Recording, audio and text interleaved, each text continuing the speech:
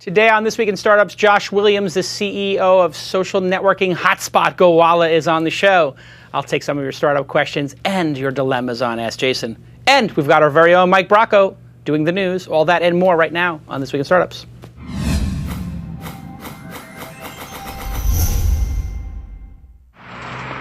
That's what it's all about, man. They said money is the root of all evil. What?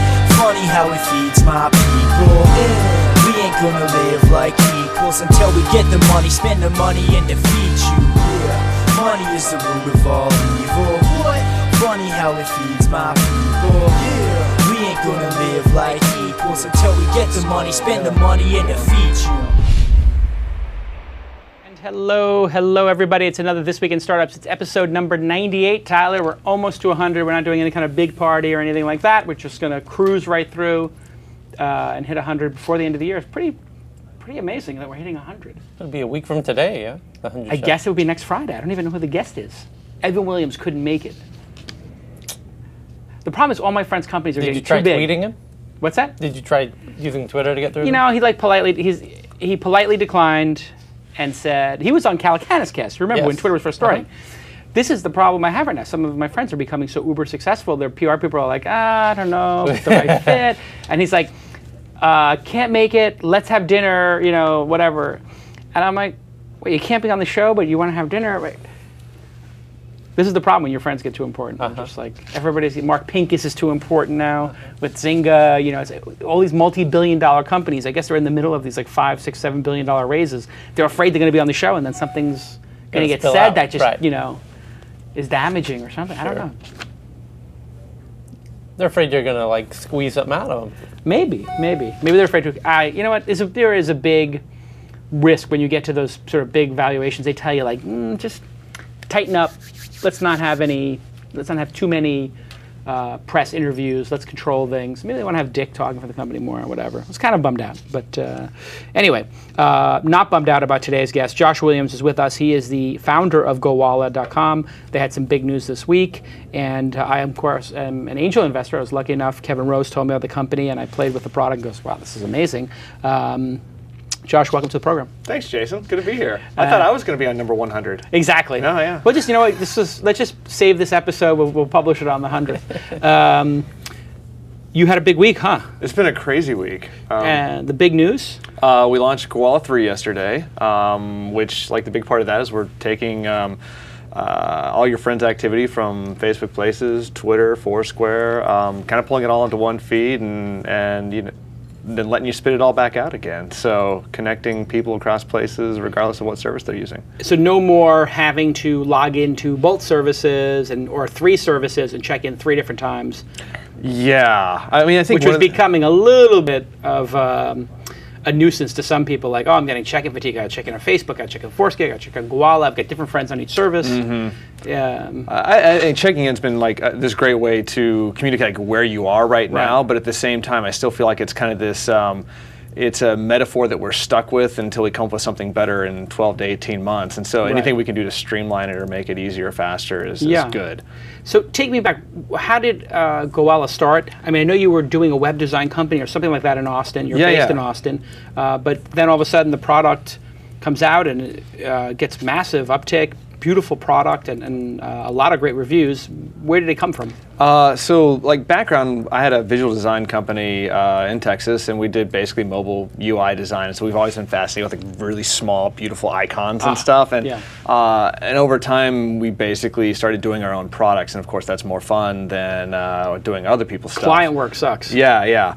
And I guess about 2 years ago, I was Lake Tahoe for a random weekend, and I'm sitting there with my iPhone in hand. This is like the first one that had GPS on it. Right. And my co-founder and I, Scott, we had talked about it'd be really cool to do something mobile around location. Right. And I snapped a photo of like the fog rolling in off the lake. Right. And kind of had this moment of like, I really wish I could capture this and almost shoebox it. Right. And I was talking to my dad at that point, and I was like, you know, Dad, this is really awesome. Wish you were here. And it was kind of that wish you were here moment. Yeah. Almost like you wish you could like send a postcard back. Right. And so that's where this idea for can we put like a passport on your phone was born out of. And the passport metaphor is the beautiful icons you have in the program. In the app. Yeah. So that's when we, I kind of sketched this idea out of like, what if we basically drew an icon for all the famous world landmarks? So you start with the obvious stuff like the Eiffel Tower and the Golden Gate Bridge, and kind of these like high value landmarks. But eventually, as we launched the service, we let our community basically crowdsource their favorite places. Then we start looking for them to kind of drive, what iconic stamps are we featuring next. And so we've gone through all like the major 7 wonders of the world. Of course, I think we've featured over well over 1,000 of these stamps now. And we're getting to the place where we've done all the arenas and professional sports stadiums and all the college stadiums. And so now we're like branching out. And you can't really anymore, at least you can't put a new place in. I mean, that's what I've been discovering. Like when the first month I used Gowalla, every place I went, I added the place. I was in Koreatown, I'm adding this. Now I go, whether it's Foursquare, people have been there now. I mean, sort of that whole idea of rewarding people for creating the location is over. You can't really get those badges anymore, can you? So actually the creation process was interesting because you're right that we've even have, as a stat, we monitor like how many new things get added over time. And it definitely it ramped up, and then after a while it started to come back down because it was like all the big stuff has happened, and we've now crowdsourced like 2.2 million places around the world. Holy cow. And now, so now the game is actually like curating and managing that content almost Wikipedia style to make sure that it continues to get better. So it's not just here's the name and the location, but what can you tell us about this place, and what sort of additional data can we attach to that to make those places more interesting. One thing I noticed is people are taking pictures of menus. You guys first app to support photos. I don't think Foursquare does. Do they add that yet or no? No. They don't have I think yet. Facebook kind of is doing it now too. But yeah. So I know Sugarfish, a place I go, I said, I should take the picture of the menu for people, or other people who come here, or just so I have it. And now I see a lot of photos. How has that changed the service? I think it's definitely made it more lively, and something even we've done with Gowalla 3 is we've kind of taken the photos and pulled them more into the activity feed. So as you're updating like where your friends are, not only can see, okay, this is where they are, but here are the photos that they're taking, in real time, and it kind of makes it a lot of fun to flip through those and see what's going on. So you had the aha moment when you're looking at the lake and you see this stuff and say, hey, I want to capture this moment in time, and that sort of seems. We'll get into the motivation of why people check in a minute, but how did you go from being? You went back to your office and then you decided to build it. When did you say, I'm shutting down this highly profitable, I assume, services business, since you had Microsoft and other folks as clients? I'm assuming they pay well. And how did you make that jump as an entrepreneur from I'm going to have clients and it's a pretty easy life, and then I'm going to do something totally speculative, which is I'm going to start a company and try to make a business out of it? It was a big leap, and so we actually, one of our, it wasn't our first product that had been born out of this consulting company. We had done an invoicing product, and we had dabbled in some games on Facebook, and so we had a little bit of an experience, building stuff for ourselves. This one was interesting in the sense, like, once we decided to make it, there was 10 of us working at the company at the time. We were in Dallas, and we launched it in Austin at South by Southwest about 1.5 years ago.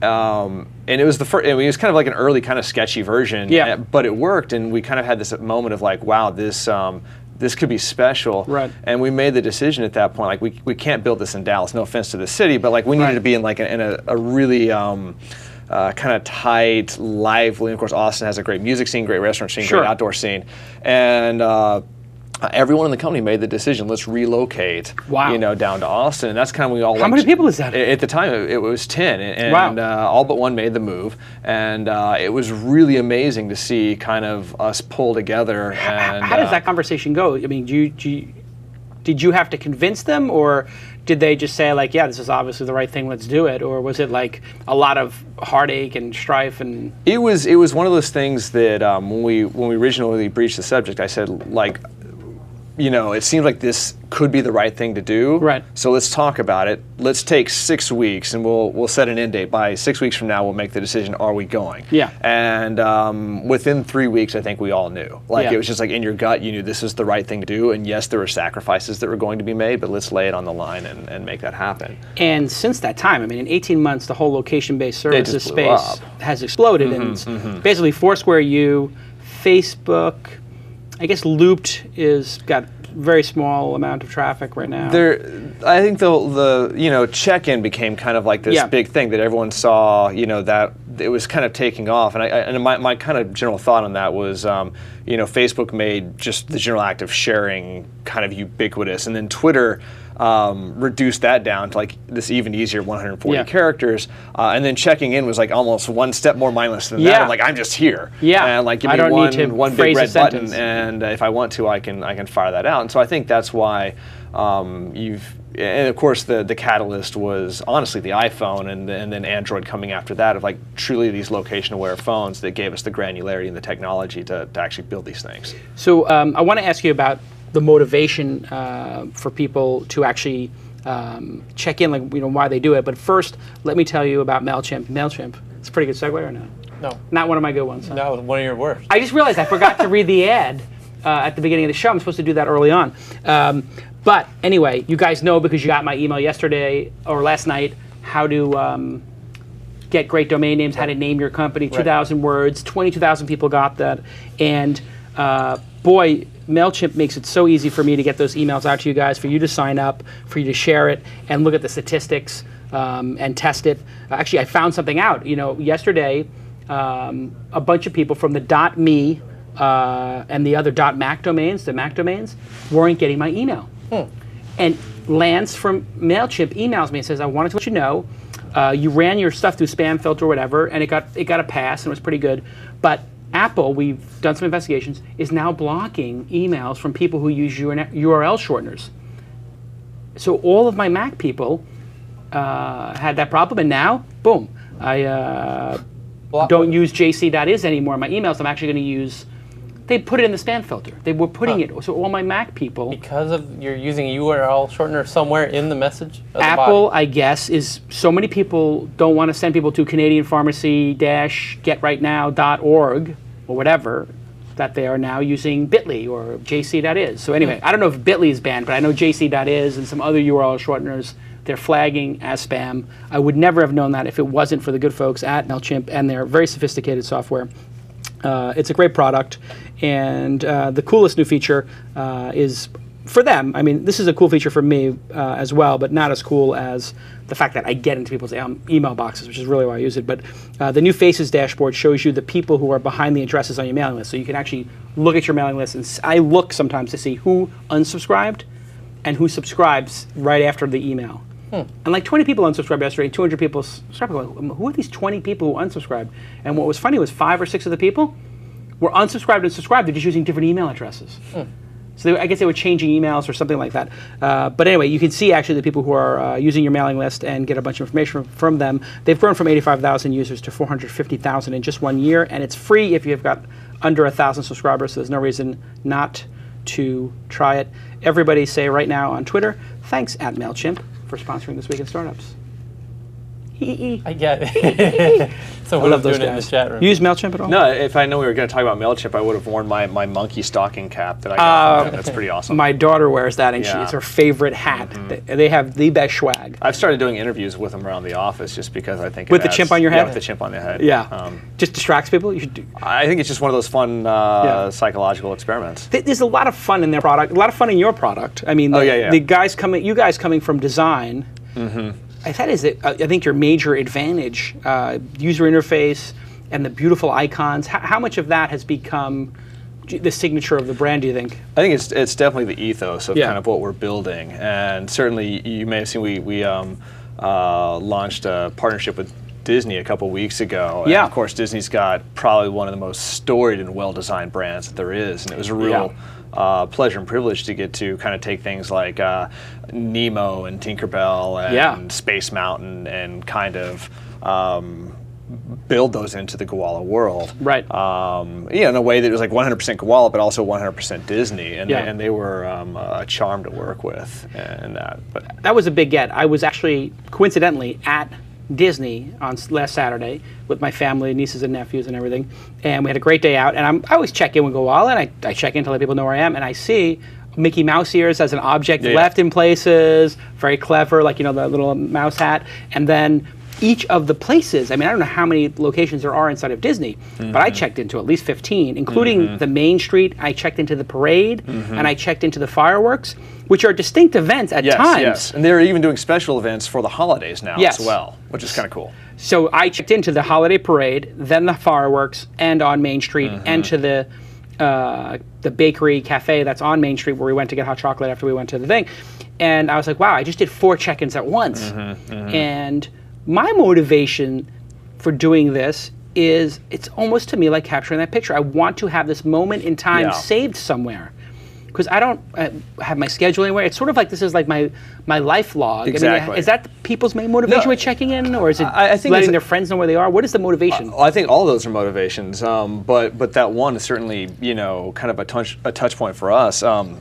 I've talked about this before, but I have this this charm bracelet that belonged to my mom, and there's like probably a good 40 or 50 charms on there, and each one's from a different city she visited in Europe during a college vacation.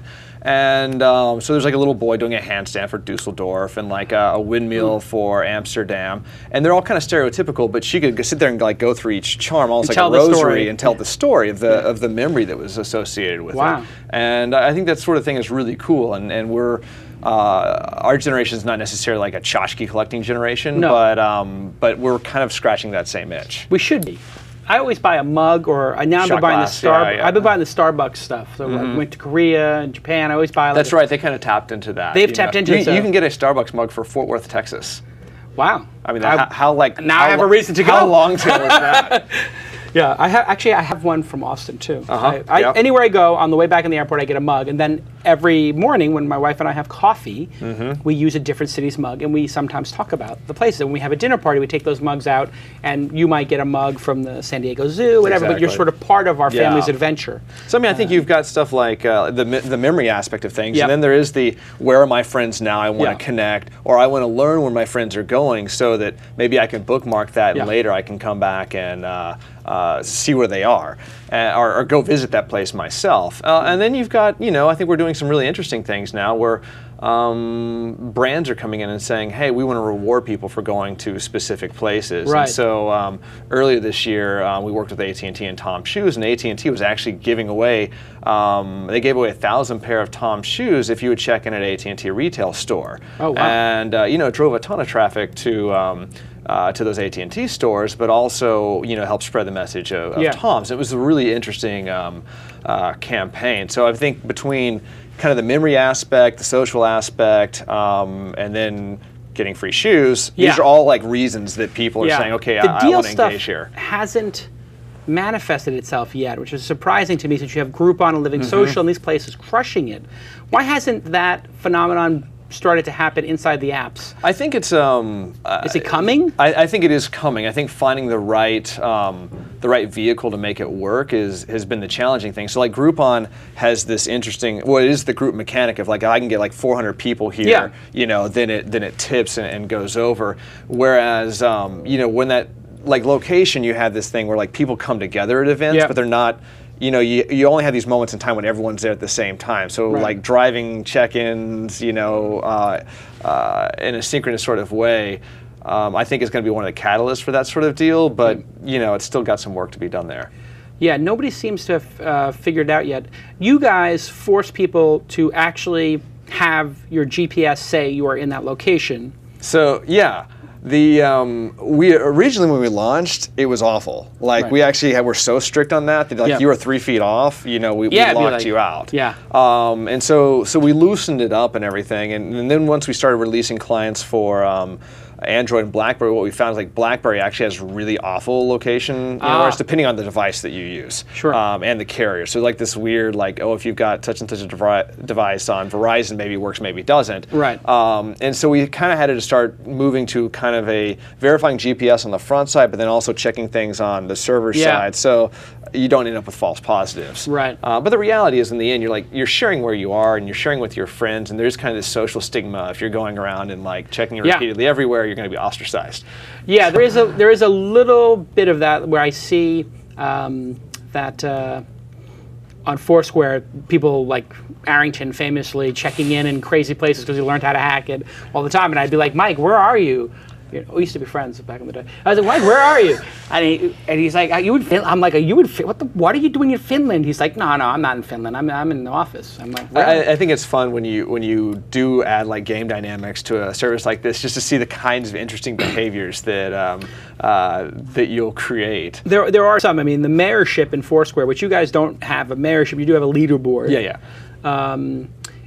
Seems to be a massive driving force. You guys don't have it. Is it tough when you have a competitor like that to not add something they've done because of pride or because of like, I don't want to seem like I'm being derivative or copying it, but that is a killer feature. Why don't you have that? I think, and how do you go about thinking about that as an entrepreneur? Exactly. I think that the mayor was definitely like a killer feature for Foursquare, and certainly a catalyst for the growth and the attention that they raised. And for us, I think.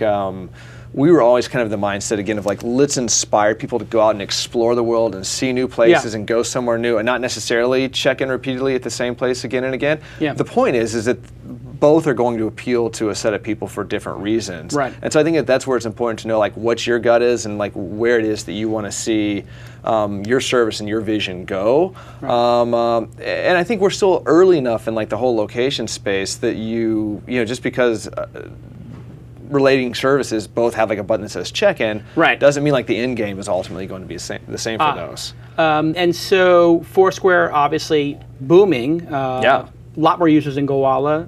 Yep.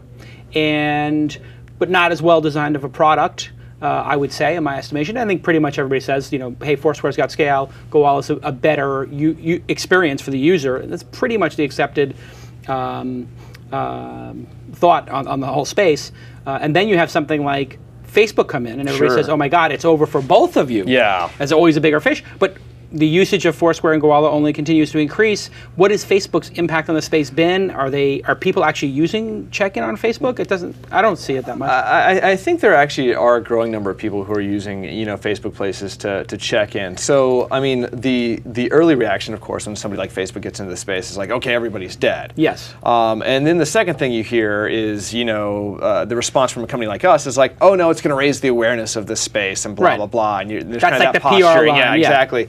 And the reality is that I actually do think it's kind of true in the sense that Facebook does have the capacity to bring a little bit more mainstream attention to what's going on here. But the reality is that there's a lot more to location services than just, here's where I am, here's where my friends are, and coupons and deals, which is where the bulk of the attention is being focused right now. And you see people like Uber doing really interesting things around location, like black car cab services and stuff. Yeah, Uber's awesome. And it's terrific. And I think it kind of shows that there's a lot of room for these things to grow. But the nice thing that like Facebook Places did was it created kind of this baseline that everybody understood, like, okay, this is friends, this is places, this is how this is work. So everybody else in the space now has to iterate and differentiate and innovate in unique directions to define themselves. I think that's healthy. They basically commoditize the check-in in some ways. So now you get judged on, well, what after check-in do you do? Well, and I think that's where, what makes Guala 3 so special is this idea of like realizing that, okay, I'm going to have some friends that are using Facebook Places, and I may have some friends that are using Foursquare, and then I have another set of just followers out there on Twitter. Instead of having to launch and manipulate, 3 different services and everything, can we make that check-in process, faster? Can we allow you to share and follow, all of these services through, one beautiful interface? Right. And at the same time, can we bring a remarkable amount of magic on the flip side after you check in? Right. And I think that's kind of our goal now. It's interesting because I am now being faced with, when I am in a location, do I want to send this to Posterous, which then publishes it to my blog and to Flickr and to Twitter? Or I should say my WordPress then fires off a tweet. Yes. And then I've got, well, do I want to put it on Path? Do I want to check in on Gowalla? Do I want to check in on Foursquare? Where do I put this photo? Exactly. It's almost becoming like there's too many services I participate in, or Facebook. Where do I who gets my attention? And I like the syncing idea. It's much better resolution than deciding. Yeah, I think that's where we saw that there is a real need there, and let's let's just build it. Because again, to your point, I was over at Tom's Shoes just a moment ago visiting some friends, and I got this great picture of kind of like the alleyway going into their building, and the same thing. It's like, do I post this to Path? Do I put it on Instagram? Do I upload it to Gowalla? And of course, I did all three. I think it makes for an interesting case for there to be a way to kind of interact with all these services through a common interface. And you can today, which I mean, just 5-10 years ago, the idea that all these services would interop so easily was ridiculous, because everybody built an API after they built their service, and now everybody builds their service on their own API. Exactly. So it's the API is already in there. If you have a question for Josh, the founder and CEO of Gowalla, you can ask it in the chat room. What do? You put a question mark and then a colon. Right. How else can we ask a question to Tyler? On Twitter with #twist. So on Twitter you can just use the hashtag #twist. There's a fun one up there right now that I see at the very bottom. We should take that one. Okay, this is from Twist Fanboy. Yeah. Are there any disadvantages to being located in Texas? Yeah. Well, we know barbecue is not one of them, because barbecue in Austin is absurd. Nor breakfast tacos. Yeah, you guys got great food in Austin. I just go to South by Southwest for the food. It's awesome and such a great vibe. But Austin, booming town. What's the pros? What's the cons? Yeah, so I think that the cons, of course, are that we still have a large number of investors that are actually the majority of our investors are Silicon Valley based. Yeah. In the industry, certainly that's the hub, and so I spend a bit of time traveling, and there's definitely connections that you simply have to make, and that's kind of the piper that you have to pay on that one. But the flip side is when we started building Gowalla, we really wanted to build a service that we felt like was for everybody, wasn't just being built for kind of like the really connected tech crowd in San Francisco. So perspective is something you gain. Yeah, and so I think it does help to be kind of like out of the bubble just a little bit. And one of the crazy things about, I think, the location services that you're seeing crop up is you do have us in Austin. You've got Foursquare in New York. You've got, everyone kind of has a different kind of flavor that's influencing the direction and kind of the voice of their service. And Austin's a great town. And of course, now Facebook's got an office there. Zynga's got an office there. It definitely has a growing vibe for the consumer web. Does that become a problem for you in terms of recruiting of developers? Because you were probably the big fish in town for a long time. Now you get these other big fish coming. Do they have? Are they trying to poach your people? The secret is that we're the most fun place to work. Yeah, well, that does make it better. You actually push product. Yeah, no. I think the reality is that the culture we have at our company is just amazing, and so in as much as it could make things a little bit more competitive there, again, I think it's good for the city. Describe the culture of Gowalla in 3 words. Fun, irreverent, and authentic. I like it. Yeah. Those are good words. Fun, irreverent, authentic. And everybody has to fit into that culture to be there. And yeah, no, you really do.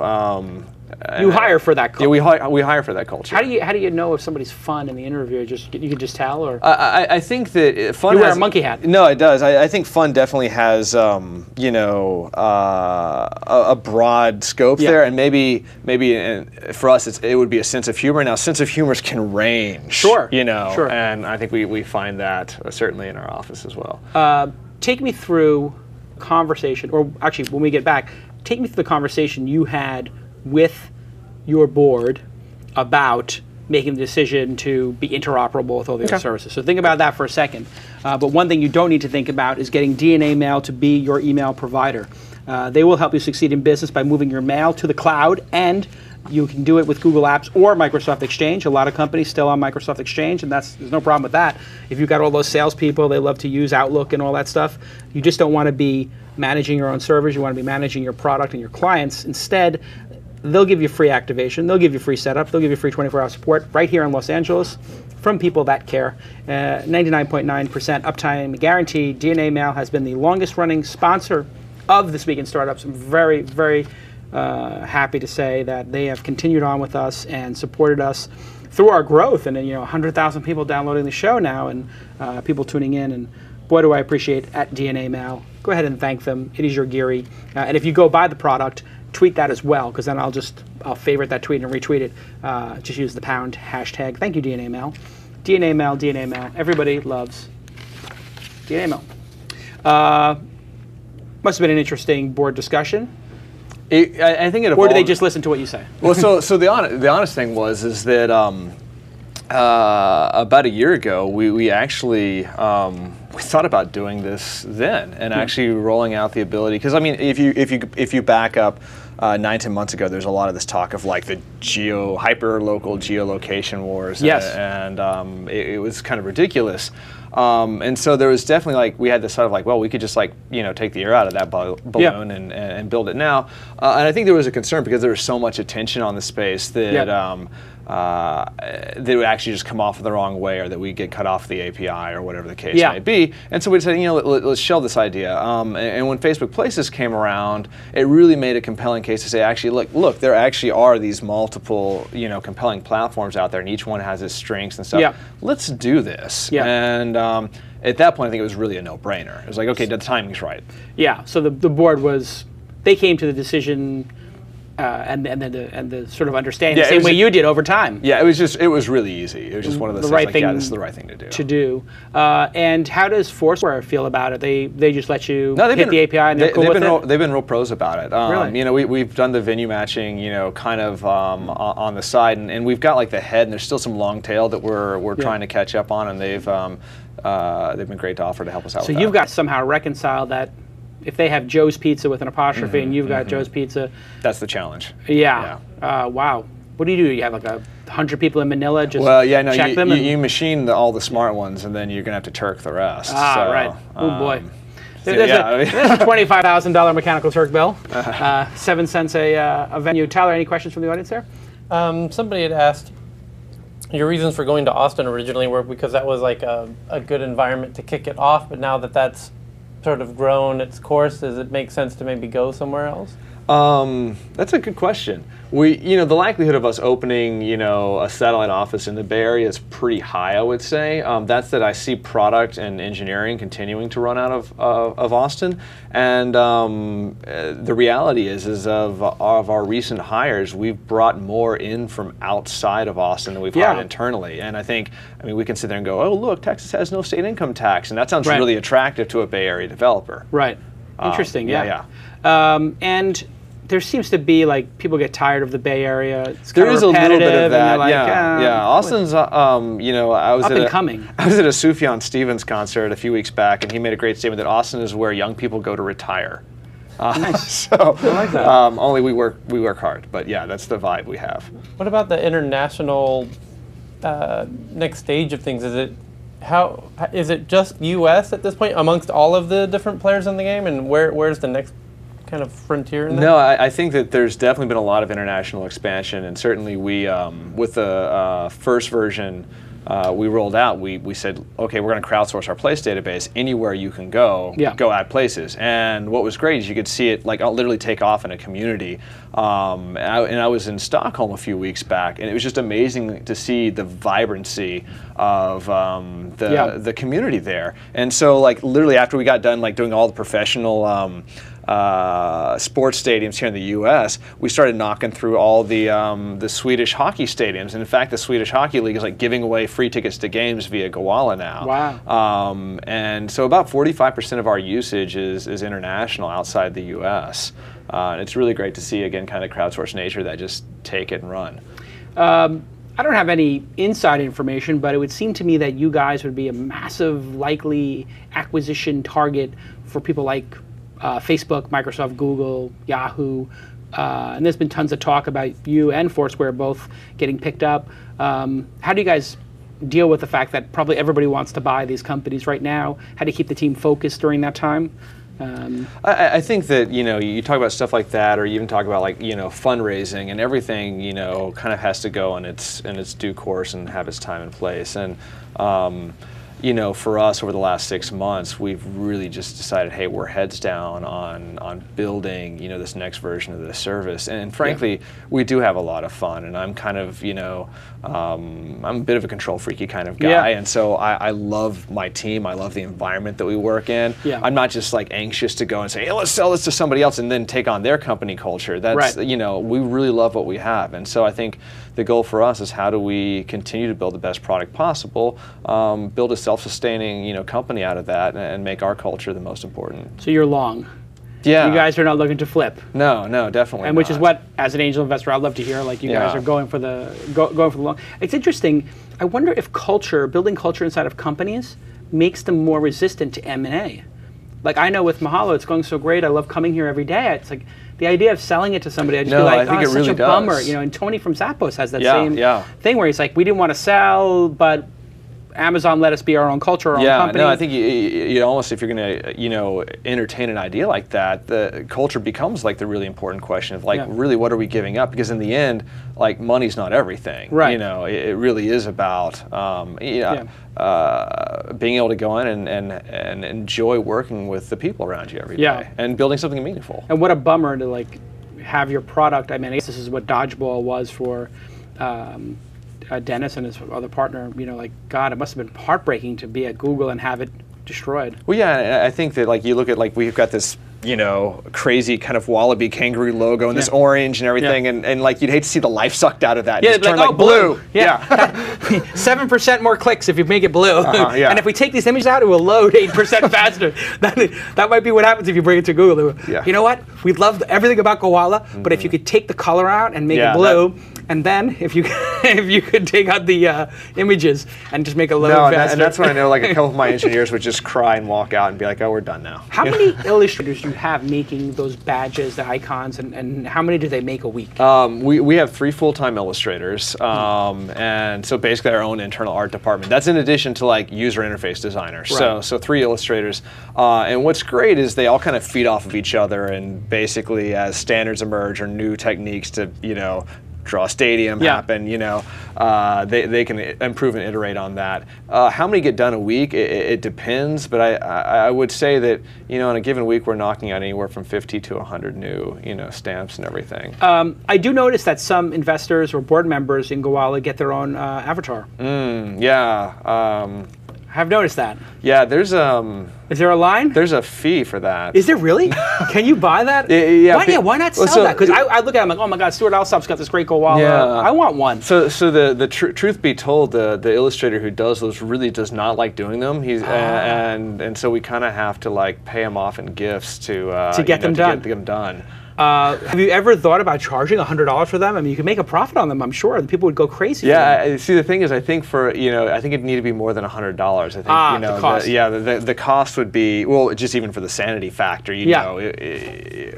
it's certainly not that we haven't thought about it before. But so, what about the virtual items? Somebody had just asked in the chat room. I missed it. Maybe Tyler could say his name if he finds that question. But we didn't talk about leaving items and the trail of items.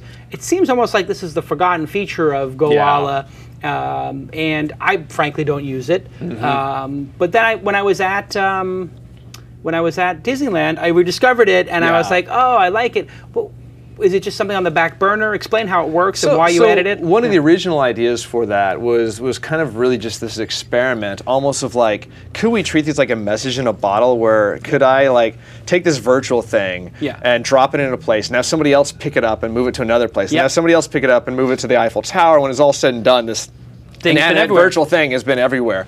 And admittedly, we haven't quite built that out as much as we'd like. And part of it became like, it's a difficult story to tell. It's kind of esoteric and off the edge. Yeah. It's really cool if you think about it, but again, it's on the edge. And so it's one of those things that there are, people in the Guala community who really love this thing. And so we've continued to figure out, like, how do we continue to nurture it, but at the same time, admittedly, it hasn't been core. And I mean, this is something we wrestle with even internally on how, how kill much a feature. And so I think, for me, what would make it more valuable is we can say, like, we've actually kind of done this. If you pick up the pair of, like, this iconic pair of Tom's shoes, can it be redeemed for a real pair of Tom's shoes? Now that's where stuff starts to have a story that's tangible, that's meaningful, and people kind of grasp it. Some sort of purpose other than the life of the object. Yeah, exactly. And can you attach a note to it? Can you attach a photo to it? These are certainly things that we've thought about. And ultimately, you only have so many hours in the day, and you have to decide, like, where are you going to iterate on. So of course, like, photos. People get photos, and virtual items people don't get. but the photos they definitely. Yeah, exactly. What about video? Because I love shooting video with my iPhone 4. Yeah. And that to me would be just a killer feature. You guys got that? When is that coming out? We've certainly thought about it, and I think internally we'd love to say, yeah, we're going to do it.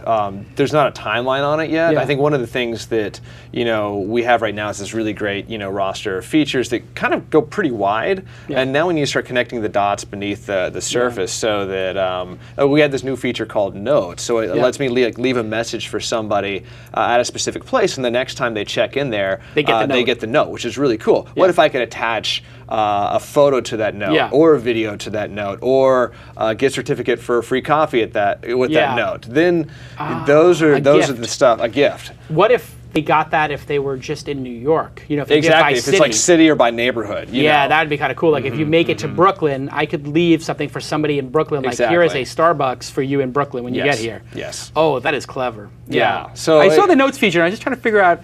I couldn't get my head around it because I'm like, what are the chances I'm going to be in the same place? And yeah. So like to your point, like leaving really it delayed gratification. It's one of those things that I think is a glimpse of things to come. Although you left one for me in the airport, it was kind of cool. Yeah. And when you were making it, let's do an Ask Jason.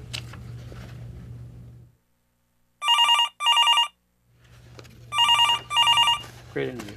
Okay, so on the line with us, let me take a look here. We've got Patrick calling from the 831. Patrick, can you hear us? Yes, I can. Thank you very much for taking my call. Awesome. So where is the 831? So 831 is actually Monterey. I'm up in San Francisco, but Monterey, Pebble Beach, that area. So where is the 831? California. So okay. Are you listening to the show by chance? Maybe you could turn off your Ustream? That area. Yeah, because we got the double echo. While he takes care of that. Okay. Perfect. Happens all the time. Patrick, you there? It's like a regular sports show. It is. Yeah. First time, long time, caller? First time. Happens all the time. Caller, Patrick, but I've watched the show a few is. times. It's a great time, show. long time. Is it working? Is the echo still We there? still got the echo going, yeah. But Do you have a headset by chance? You can pop on? Yeah. Funny. You guys want to take a minute and try it? Okay, he's gonna go get a headset. How many people at the company? 27, 28, somewhere right in there. So small. In the grand scheme of things, yeah. it seems small. Yeah. And raising more money. I mean, the money we see. How much did Foursquare raise? They raised $100 million or something insane. I don't remember. They raised a lot, though. There was some huge amount that got raised. There was a lot of drama about it. You guys thinking of filling up the gas tank? And I mean, if I was in your shoes, I would be like, wow, let's do a Munster round. There's always continued interest, and like I said, I think it's one of those things with product cycles. You're like, okay, we need to be heads down for a while and kind of focus on this, and I think we'll certainly be opportunistic about those things when they come around. All right. Okay, I get it. Yeah. Awesome. That means that something could be coming. I think it's a great time to do it, and I really respect the fact that you've. A lot of times when I work with different companies, if I email them something, they're just like, "Oh yeah, we'll totally get right on that." I'm like, "No, don't do that. I'm just forwarding this to you because somebody knows that I'm an investor in your company, or I know I'm friends with you. Please don't take it as I think that this is the right thing to do." And I always tell people. And I can't tell you how many people try to get to you through me, and I'm sure through some of your other folks. And I tell them, well, their heads down in product. They're not doing any partnerships with anybody right now. They got to get this next version out. But feel free to, contact. Yeah.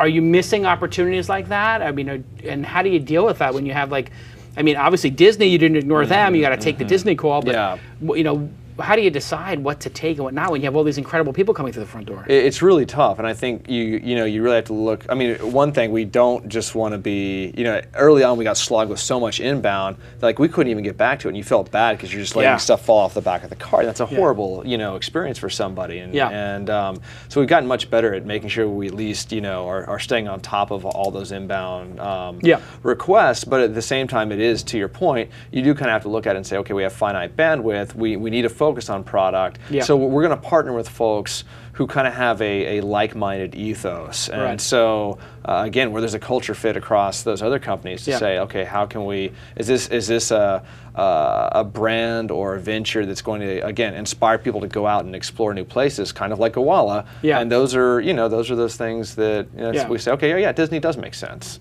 Yeah. And what's the business model you think eventually for these companies? I think that there's, a lot of opportunity at the intersection of, of people and places. And certainly, we've had larger, brand type sponsorships where a brand will come in and say, hey, we want to sponsor, the Texas State Fair or that sort of thing. Yeah. And there's revenue there. And then I think there's, on the flip side, I was in Portland last week for Thanksgiving, and a friend of mine saw that I checked in at the airport, sent me a message and said, hey, you should go check out this farm-to-plate restaurant called Merriweather's. So I went to Merriweather's with my wife. It was great. I checked in there, posted it to Twitter, and at the end of my meal, the manager comes up and says, hey, are you Josh? Did you check in on Guala? Did you post this to Twitter? I'd like to comp your dessert. Oh, sweet. And so you see, like, this whole chain, from start to end was like this amazing customer, service experience. Sure. And this fellow was obviously paying very close attention that somebody had said something about in his, his restaurant. Yep.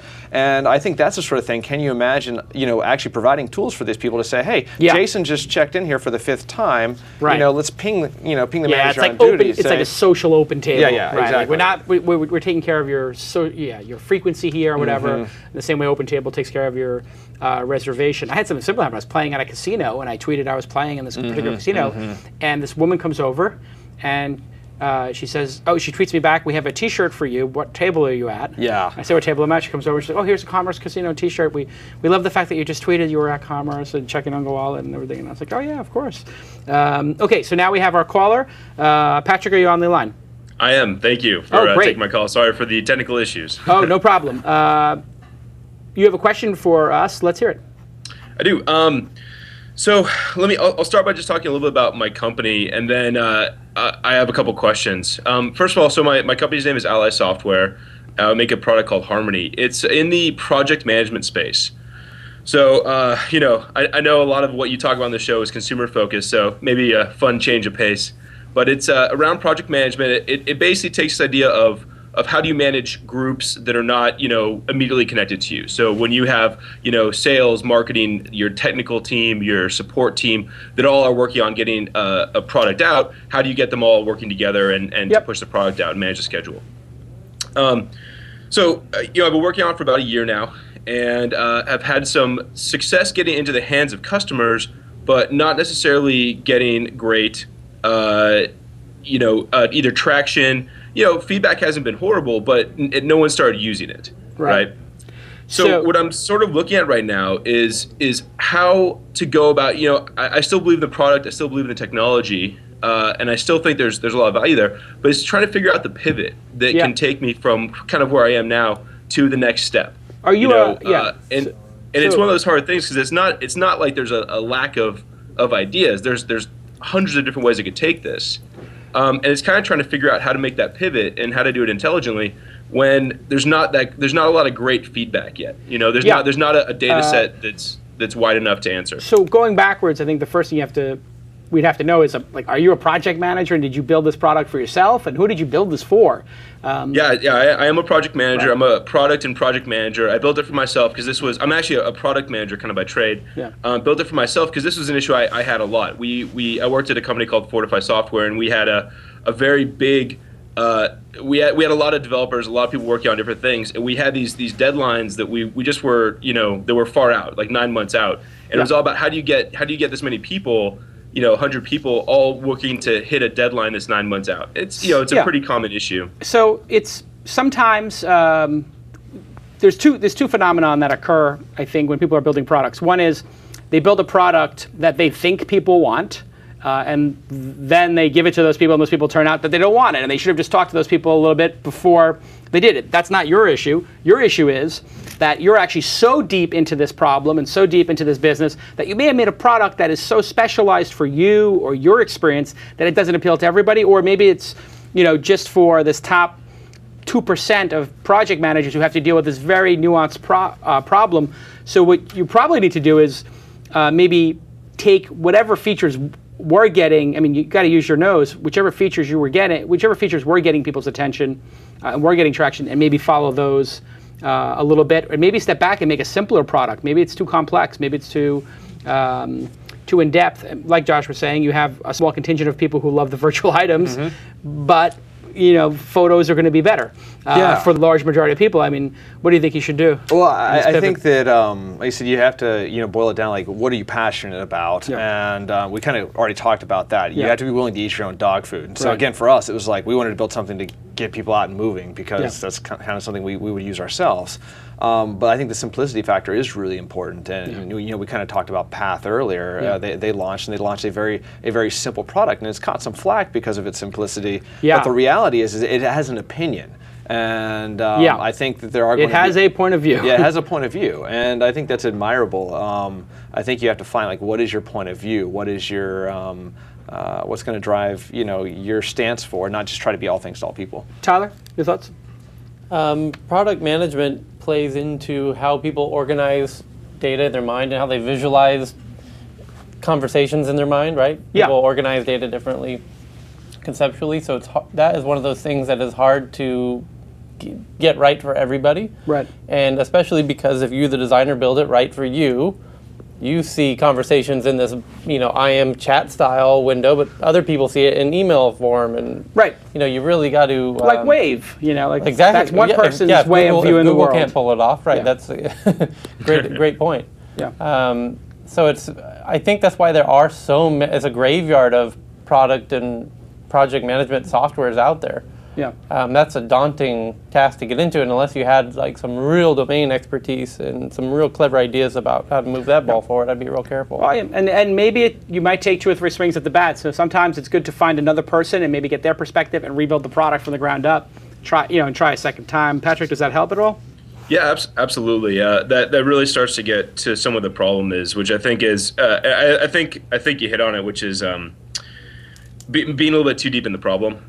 Which absolutely could be a problem sometimes. The second issue I kind of wanted to ask about a little bit, and I know this is something that I think will have a little bit of a wider interest. Is I've been working on this for a while, and I spent a lot of time trying to get either angel interest or interest from different launch pads or different funding sources, things like that, and I haven't had a lot of success. Yeah. There's this problem. There is one problem in kind of the whole process that I sort of see, just because I'm on this side of it, which is there's not great feedback. So you might put your name out there a bunch of times, but you never actually get the feedback as to, hey, we're not interested in the enterprise space right now. We're not interested in your particular product. We didn't like your pitch. It is a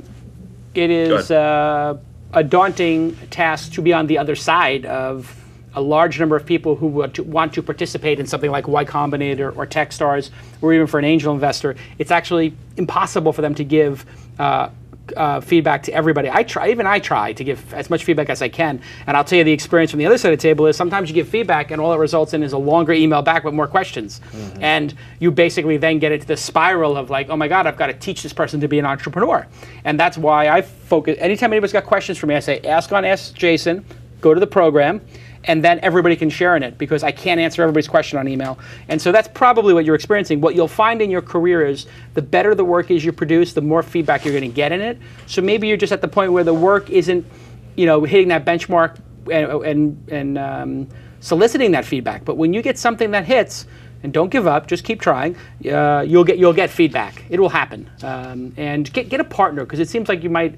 This is kind of a lonely process. It can get depressing. Get somebody to be your partner who's technical, who's got a different skill set than you, okay? All right, sounds great. Awesome. Good luck with it, Patrick. Thank you very much. Okay, there we go. That's how we do it. Yeah. That's good advice. I think so. It's especially for first-time entrepreneurs. If you have partners in the business? No. My co-founder Scott and I have been working with each other for years now, and I think he comes from a technical background, I come from a design background. It really works. Yeah. You got to have that. Let's do the news.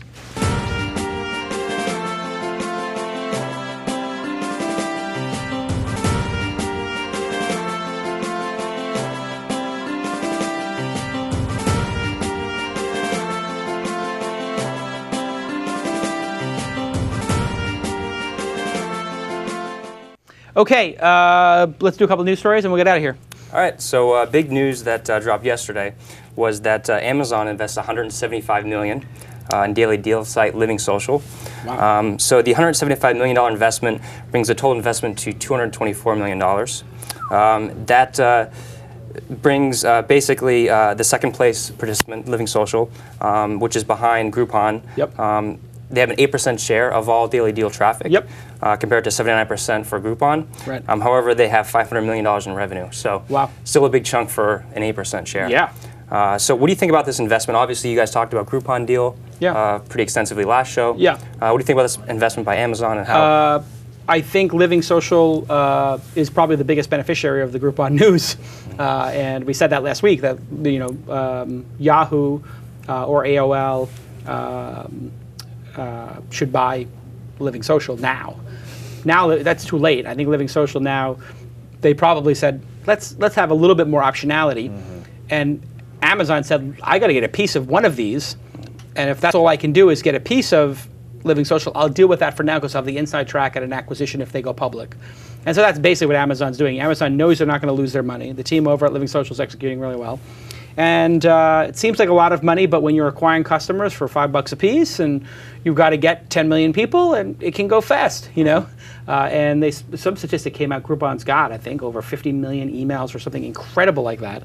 And on a global basis, I don't even know how many they have. So it's not inexpensive. I mean, there's a reason why you see Living Social and KGB deals and Groupon deals and the AdSense everywhere and the image ads everywhere.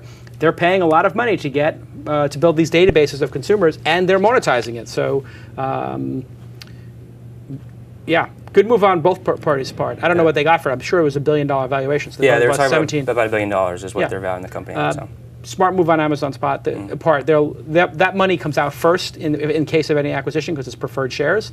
So if it sells for $800 million or $600 million, at least they're going to get their money back, probably plus interest. So no-brainer for Amazon. No. Although I do think that a Yahoo should have stepped up and just said we'll give $2 or $3 million to Living Social right now. And they could easily make that money back by just putting the deal every day on their homepage and geo-targeting it. What do you think? No, I think you're right. The absent like AOL, doing the Washington D.C. marriage right there, it makes a lot of sense. Former AOL-ish too. Yeah, exactly. The folks who are running it. So makes total sense. I think they're all hot. Like Groupon, Living Social, they're obviously Do you have somebody in your company going like, why aren't we doing that like every day? I think that when you talk about driving, again, like we're not related in any sort of way, except that we're still about getting people to go places. And I think there's a commonality there. That's a real commonality. It's just two different devices. Exactly. Exactly. Interesting. Tyler, any thoughts? There you go. Next one. Next one. So eBay had a big deal announced yesterday. They acquired Milo for $75 million. And yesterday the deal was announced. I never heard of Milo. What is Milo? So basically Milo offers real-time information about inventory of brick and mortar stores. So basically what you can do is do price comparisons for products that you can find locally. Who cares? Why don't you just order from Amazon? Yeah, so actually they actually dub themselves as the anti-Amazon, and they basically seek to provide customers with real-time information about what's on shelves at over 50,000 stores, including Target, Best Buy, some big name retailers. So eBay's idea is to integrate this into their services, especially their mobile applications, like Red Laser, which does price comparisons, so consumers will be able to do the searches and go to a store in their local area. I don't know, it's at this point in consumerism, like if I have trained myself to not want to go get something, unless it's at the Apple store, because going to the Apple store is a nice experience. But other than that, I have no interest in going to any store, and I have lots of interest in going to Zappos or to Amazon and just ordering it there. So much easier. Who wants to go to the store? I think there's still this social experience of going out and shopping. Like I know my wife, and her sister's in Target. Like that's they just love going. Yeah. Oh, you don't like going, right? I'll go along for the fun just to see what's on the shelves and everything. You know when the last time I was in Target was? I've 6, 7 years ago. Literally. Yeah. How old's your daughter now? She's 1. She'll be 1 in a couple days. Yeah. See, I've got a 4-year-old, and that's the point that it's like, no. But she likes Toy Story, which that's a good thing. I can get into that. I think my daughter's gonna have to go with her mom to the store because maybe I'm just weird that way. But do you go to these stores, Tyler, all the time to go shopping, or just order on Amazon? I don't do much of either. Oh, you're one of these anti-consumerists. You're like, don't spend, don't consume. Correct. How you like the new MacBook Air? Somebody gave it to me. It was a gift, wasn't it? It was a gift for me. Okay, next story. As was the scarf. Well, I was going to give As was this hoodie. I did everything you see here. I was going to give that to Lon, actually, but he left too soon. I was going to give him that MacBook Air. wow. That was a gift for Lon. Sorry, Lon. For the 100th episode. Go ahead. Yeah, I mean, apparently a lot of people do it because Forrester had some research that was out that said $1.1 trillion worth of purchases will be researched online and then purchased in store. So. Yeah, I'm not feeling it. Yeah. But I guess there's a market for it. eBay is just a disaster of a company. I mean, they have just not made any progress. And they give away Skype, and then Skype becomes a huge success. I mean, it's going to go public. It's like, I thought Skype was a good direction for them to go in communication. You know, maybe I would use all the money from eBay to build other businesses. eBay is a money-making machine, and you've got all those emails, and you've got all those people in Middle America using it. Take all that money and build things like Skype, building like Groupon, et cetera. Insane. So a big story that's been kind of a recurring theme among the tech headlines this morning was another sort of story about tech talent acquisition costs. So there's a story about a dig engineer who had 7 offers on the table, took one for $150K, well above the average for a type of position that he got. This sort of extends the sort of war on talent, which was Eric Schmidt's quote a couple weeks ago. Much of the blame is on Google and Facebook for bidding for talent back and forth. There was that huge story where one engineer was offered 15% salary raise, 4 times the stock options, $500K in cash, and wasn't given, and still left Google for Facebook. So how does this affect sort of the lean startup movement and sort of the challenge that entrepreneurs have to get talent at a reasonable cost? What advice? Listen, the industry is making a ton of money. There's a lot of money to be made, and why shouldn't it be shared with the technical people? I mean, if they weren't worth that price, they wouldn't be getting paid that price. This is market economics. Google is fabulously profitable. They've got the money to spend. What are they going to spend it on? You know, they got a huge campus already. There's nothing left to spend it on. They need more jets? No.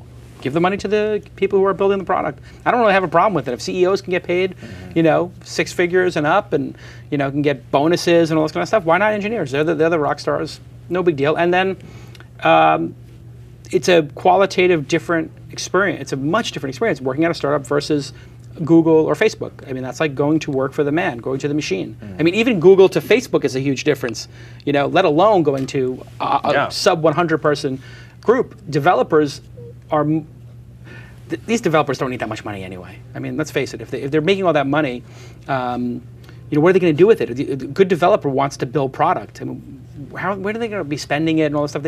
They want to build something and change the world. So people who are into startups are not money driven. They're just not. It's not. They may be long. They want their stock options in the company to become worth something, but they're not like mercenary like that. So I think what you're seeing is there's probably some mercenary type things going on right now where people are just like, I want to get paid. This is a moment in time, and people are getting overpaid, which is fine. But the real people who are startup culture people, they're not going to stop working at startups because they can't function inside of a big company like that. Because can you imagine not being able to push a product for 6 months you worked on and they kill it? That, and not being able to fight for it. That's what happens inside those companies. They just decide, strategically we don't want to do this, and 50 people who are working on something, their work just gets deleted. Boop. Whatever number of lines of code in meetings and weekends, deleted, gone. So it's but if you're in other cities, it can be less. I don't know. I think that's actually one of the advantages again to being in a place like Austin is the focus is just a little bit different. You don't have to worry about losing engineers going off to work for Google, or B, just on the flip side, this like kind of the startup flavor of the month club of like, things are working out here, I'm going to go, get my options at another company. And there is a little bit more of that build long mentality in a place like Austin that I think is healthy. You don't have the distraction, like here in LA, we don't have the distraction. We are the best company to work for in Los Angeles, I believe. I don't think there's any place that's better to work than our company. I believe that your company is in the same position. You're in the top. You're either number 1 or number 2 or number 3 in your market, and people want to work there. You have very low turnover, and you have a lot of people who want to work there. So this is only a problem if you're like a company that's not worth working at. That becomes a problem. Yeah, you mentioned obviously the market dynamics. What about some of the issues that may be artificially holding down the population of engineers, like the visa issues, people coming to this country? I'd say that's a disaster, and Obama's a complete failure for not just solving that problem. And that's an easy one to solve. They should just let people into the country if they're backed by one of these technology companies. It's obvious if they have that unique skill, they should make an exception for it. The most crazy thing is we're talking about this country being, 15% unemployment, 20% unemployment, depending on the city, 10% obviously is the sort of national number that they quote, which is not reported because it doesn't have people who are underemployed. You know, like if you get a job at Target and you were previously a developer or you were previously an engineer, you're still employed. It's not really the case. You're underemployed. Why are we not just training all these people in the United States to become engineers and learn how to use CSS and HTML?